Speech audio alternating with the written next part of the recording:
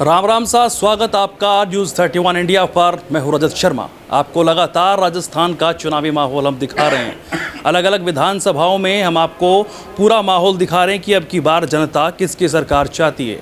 खैर वो तो आने वाला वक्त बताएगा कि सरकार किसकी बनेगी, लेकिन नेताओं से बातचीत करना और कैंडिडेट जो अब की बार चुनावी दंगल लड़ रहे हैं उनसे बातचीत करना भी बन जाता है।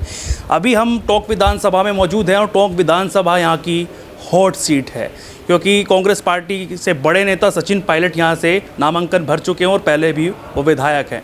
उनके सामने हैं बीजेपी से अजीत सिंह मेहता, जो कि मेरे साथ मौजूद हैं। इनसे सीधा बातचीत करेंगे और आपसे मिलवाएंगे कि कौन है अजीत सिंह मेहता, जो पहले भी विधायक रहे हैं और एक बार फिर भारतीय जनता पार्टी ने इनको मौका दिया है। बहुत बहुत स्वागत है अजीत मेहता जी आपका न्यूज़ 31 इंडिया पर। Thank you. अजीत मेहता जी, क्या लग रहा है अब की बार जिस तरीके से बातचीत हो रही थी कि कोई भी कैंडिडेट सामने नहीं आ रहा था, सचिन जी के डर लग रहा था, इस तरीके की बातें हो रही थी, क्या इधर से डर नहीं लगा? मुझे तो ये ऐसा फील आया था कि पायलट साहब जगह बदल रहे हैं। उनको टिकट मिलने के बाद हमारा तो तय था कि पार्टी हमें प्रत्याशी बनाने जा रही है। मुझे तो पार्टी ने 2 महीने पहले भी ऐसा हिंट दिया था कि आप फील्ड में जाइए और काम करिए। तो जैसा डर वाली तो कोई बात नहीं है। अब ये तो क्या था, एक स्थानीय व्यक्ति और एक बाहरी और राष्ट्रीय मीन्स उस पार्टी का राष्ट्रीय के बीच में चुनाव है, और ये चुनाव कार्यकर्ताओं का चुनाव है और टोंक विधानसभा में परिवर्तन तय है। तो किन मुद्दों को लेकर चुनाव लड़ा जा रहा है? क्या कमी आपको टोंक विधानसभा में लग रही है, क्योंकि पहले भी आप यहाँ पर विधायक रहे हैं? किन चीज़ों से टोंक वंचित है? क्या सुविधाएं नहीं मिल पा रही है टोंक वासियों को? अभी ये 25 तारीख तक तो सबसे बड़ा मुद्दा स्थानीय और बाहरी का है। ये मुद्दा इसलिए भी बनता है कि 13 से 18 में विधायक था, जनता के बीच में पूरे 5 साल रहा। टोंक के विकास को जिस तरीके से नए आयाम हमने देने का काम किया, टोंक में एक बड़ा ऑडिटोरियम हमने दिया, टोंक के पार्क डेवलप करे, टोंक में सड़कों के जाल हमने बिछाया। जो शहर धूल मिट्टी में उड़ता था, उस शहर के अंदर सड़कें और नाली देकर टोंक को एक खूबसूरत शहर बनाने का हमने काम करा। तो और उसके बाद 18 से 23 का जो समय था, कांग्रेस के प्रदेश अध्यक्ष थे, वो मुख्यमंत्री का चेहरा था। जनता ने सोचा कि टोंक का विकास होगा, बेरोजगार को रोजगार मिलेगा, इंडस्ट्रीज आएगी, ट्रेन आएगी, बहुत सारे मन में सपने थे जनता के। लेकिन 18 से 23 के बीच में जो टोंक की जनता अपने आप को ठगा हुआ महसूस करती है, मुख्यमंत्री का चेहरा किस्सा कुर्सी की लड़ाई में टोंक की जनता को भूल गए। टोंक की जनता वनवास के रूप में अपना को काट रही थी, तकलीफ में थी। और जब अब 23 का चुनाव जनता के बीच में जब मुझे प्रत्याशी बनाया, और प्रत्याशी बनाने का जिस तरीके का नामांकन में जन सैलाब उमड़ा है, जिस तरह का जन समर्थन मिला है, निश्चित लगता है कि टोंक में कमल खिलेगा। और ये जीत अगर होगी तो मेरे कार्यकर्ताओं की होगी। क्या लग रहा है जीत आप टोंक में तो कमल खिला रहे हैं, प्रदेश की अगर हम बात कर ले तो कुछ नज़र आ रहा है अब की बार बदलाव? राजस्थान के अंदर देश के यशस्वी प्रधानमंत्री, देश नहीं विश्व के सबसे बड़े नेता, उनके नेतृत्व में राजस्थान में कम से कम 140 से ज़्यादा सीटें लेकर भाजपा सरकार बना रही है। क्यों कांग्रेस को जनता चुनेगी? उस झूठ बोलने वाली सरकार को, जिसने वादे कर वादों से बदल गई। उनका राजकुमार राजस्थान में आकर इस राजस्थान की जनता से झूठे वादे करके चला गया, किसानों से झूठे वादे करके चला गया, युवाओं से झूठे वादे करके चला गया। और अब जब गारंटी दे रहा है, तो अगर वो गारंटी देते तो उससे पहले अपने जो किए हुए वादों को पूरा करते। जनता सब जान चुकी है, इनकी कथनी और करनी में बहुत फ़र्क है। ये जनता को गुमराह करना चाहते हैं, जनता अब गुमराह होने वाली नहीं है। तो अब की बार क्या मेन मुद्दे लेकर, क्या मैनिफेस्टो में है, किस तरीके से अब की बार चुनाव लड़ा जा रहा है, क्यों वोट दे जनता आपको? हम नरेंद्र भाई मोदी की पार्टी के कार्यकर्ता हैं। हमारी कथनी और करनी में कोई फ़र्क नहीं है। गरीब कल्याण को लेकर जो मोदी जी का विजन है, जो योजना है, चाहे कोरोना का मैनेजमेंट हो, चाहे गरीब को रोज़गार की बात हो, जिस तरह गरीब के मुद्रा खाते खोलकर गरीब को सरकार की योजनाओं का सारा पैसा उसके खाते में आता हो, गरीब को जिस तरह का गैस सिलेंडर चूल्हा देने का माता बहनों का काम करा, इज्जत घर बनाने काम करा, प्रधानमंत्री आवास देने की बात करो, देश के अंदर एक्सप्रेस हाईवे दिया, दिल्ली का सफ़र कितना हो गया, एक वो ट्रेन जो शुरू करी है आप देखिए वंदे भारत, आप उसको देखिए, महिलाओं को 33% आरक्षण देने की बात करिए, ट्रिपल तलाक में मुस्लिम महिलाओं का सम्मान बढ़ाने का काम करा है मोदी जी ने। तो वो काम करा है। और भगवान श्री राम का भव्य मंदिर जो बनने जा रहा है, और 22 जनवरी को जिसका जनता के लिए खुलेगा, चाहे काशी का कॉरिडोर हो, चाहे उज्जैन का महाकाल का कॉरिडोर, आप देखिए परिवर्तन देश में नज़र आ रहा है। अजीत जी, जैसे मैं जनता के बीच जा रहा हूं तो लगातार बातचीत तो हो रही है, लेकिन ये कहा जा रहा है कि वादे जो है बीजेपी भी पूरा नहीं कर पाई है। जैसे ट्रेन को लेकर बातचीत थी, दोनों ही पार्टियों ने वादे किए लेकिन फिर पीछे हट गए। कह रहे भाजपा की ट्रेन तो आई थी लेकिन वो सिर्फ पार्क तक रही और बच्चे उठाकर ले गए, खेलने वाली ट्रेन थी। इस पर क्या कहें? देखिए साहब, जब टोंक में कांग्रेस का मुख्यमंत्री माननीय गहलोत साहब पधारे थे, उन्होंने अपने टोंक में बयान में टोंक में ट्रेन देने की बात की थी। हमारे सांसद साहब ने टोंक में ट्रेन की बात करी थी और उनने केंद्र के बजट दिलाने की बात कर ली थी। सरकार इसके लिए तैयार थी, लेकिन राज्य कोष जो राज्य का बजट का परसेंटेज था वो राज्य सरकार ने नहीं दिया। उसकी वजह से राजस्थान में ट्रेन नहीं आई। अब डबल इंजन की सरकार बनने जा रही है राजस्थान में भी और केंद्र में भी। 2024 के अंदर नरेंद्र भाई मोदी के नेतृत्व में देश में पुनः सरकार बनाने जा रहे हैं और ये जो बात करते हैं डबल इंजन की सरकार बनता है, निश्चित टोंक की जनता को विश्वास नहीं, भरोसा दिलाते हैं कि हो सकता है हम ट्रेन लेकर टोंक के अंदर आएंगे।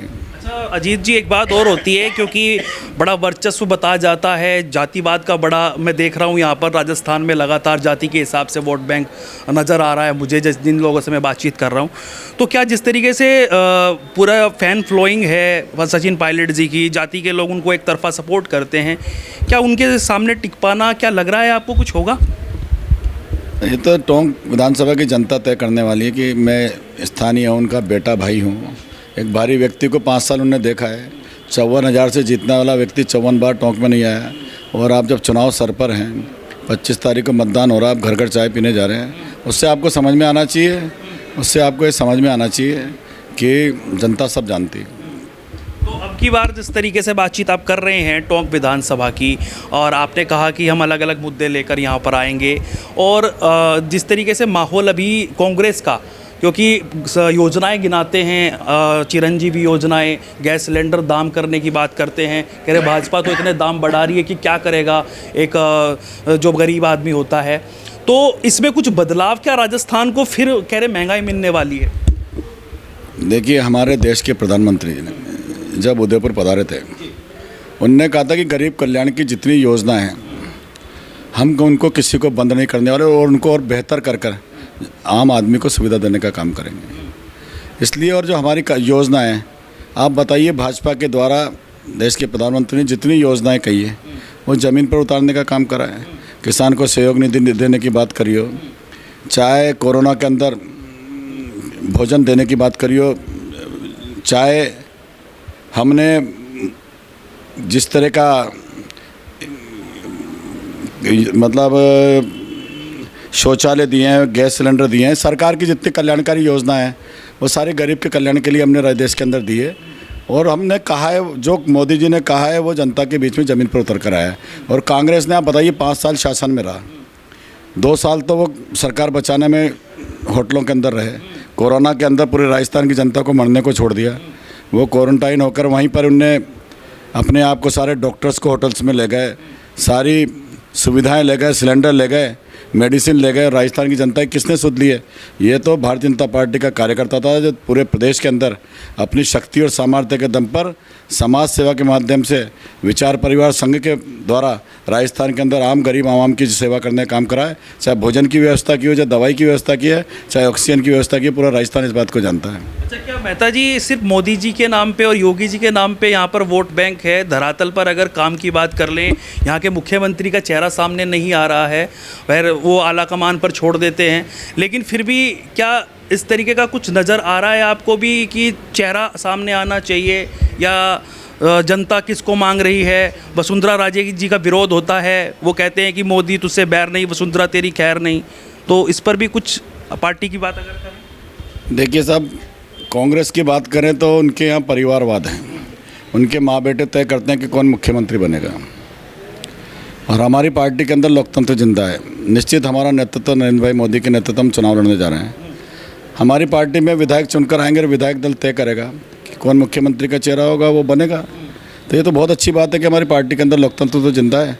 वहाँ कम से कम दिल्ली से फैसला नहीं होती, वहाँ तो एक विधायक का टिकट भी दिल्ली से मिलता है। यहाँ कम से कम कार्यकर्ताओं की भावना से टिकट मिलता है। कितना फ़र्क है बताइए।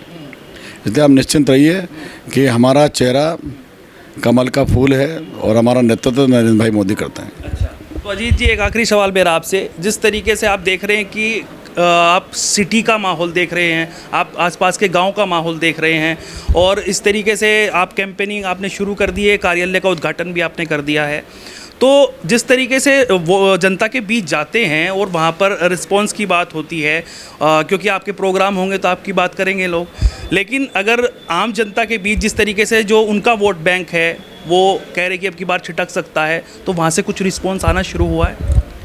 देखिए साहब, हम लोग चुनाव जाति के आधार पर नहीं लड़ते हैं, हम काम के आधार पर लड़ते हैं, सेवा के आधार पर लड़ते हैं, और जनता हमें पसंद करती है। इस बात को आप मीडिया के लोग हैं, आप चौथा स्तंभ हैं, आप मेरे से ज़्यादा बेहतर जानते हैं। हम तो क्या प्रत्याशी हैं, हमें काम करते हैं तो हमें सकारात्मक लगता है, लेकिन जी मैं फिर भी इतना कह सकता हूँ कि आप खुद सर्वे कीजिए, जनता की भावना हमारे साथ है। तो ऐसा कोई नहीं है जिस तरीके की हवा बनी हुई थी कि बड़ा चेहरा है, 50,000 से हरा देंगे, 70 से हरा रहे हैं अब की बार, तो उसको लेकर कुछ लग रहा है? देखो साहब, कांग्रेस के लोग बातें बहुत अच्छी करते हैं और हम काम करते हैं, ये बेसिक फ़र्क है हमारा, और हम मेहनत करेंगे, परिणाम हमारे पक्ष में आएगा। तो देखिए, मेरे साथ थे टोंक विधानसभा से, जिसको हॉट सीट कहा जाता है, मैंने आपको पहले भी बताया, वहाँ से भारतीय जनता पार्टी के प्रत्याशी है। खैर, वो तो आने वाला वक्त बताएगा कि किसकी सरकार बनेगी और कौन यहाँ से बहुमत से जीतेगा। लगातार ऐसे ही अब लोगों से बातचीत करते हैं, जनता से बातचीत करते हैं, और अभी प्रत्याशी के पास में हैं, इनकी राय लेना बहुत ज़रूरी था कि किन मुद्दों पर चुनाव लड़ रहे हैं, इनसे बातचीत की है, और लगातार ऐसी अपडेट हम आपको आगे भी देंगे। और लगातार जुड़े रहिए न्यूज़ 31 इंडिया न्यूज़ नेटवर्क के साथ, पल पल की अपडेट आपको लगातार यूं ही मिलती रहेगी। राम राम सा।